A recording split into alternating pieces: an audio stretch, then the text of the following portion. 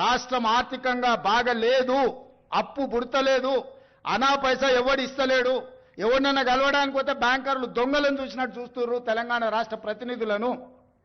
ఎవడు ఢిల్లీకి పోతే అపాయింట్మెంట్ కూడా ఇస్తలేడు, వీడు వస్తే చెప్పులు కూడా ఎత్తుకుపోతాడేమో అన్నట్టుగా ఆ పరిస్థితి ఉంది దేశం ముందల.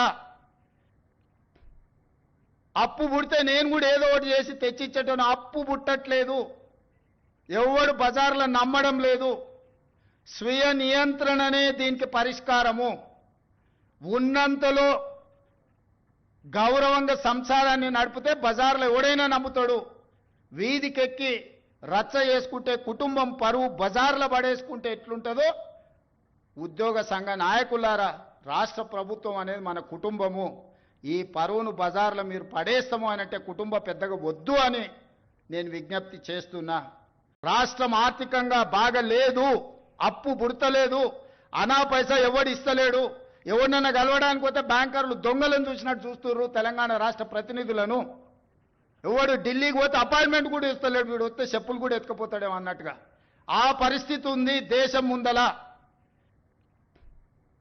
అప్పు పుడితే నేను కూడా ఏదో ఒకటి చేసి తెచ్చిచ్చేటోను, అప్పు పుట్టట్లేదు, ఎవడు బజార్లో నమ్మడం లేదు.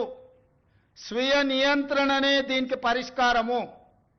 ఉన్నంతలో గౌరవంగా సంసారాన్ని నడిపితే బజార్లో ఎవడైనా నమ్ముతాడు. వీధికెక్కి రచ్చ చేసుకుంటే కుటుంబం పరువు బజార్లో పడేసుకుంటే ఎట్లుంటుందో, ఉద్యోగ సంఘ నాయకులారా, రాష్ట్ర ప్రభుత్వం అనేది మన కుటుంబము.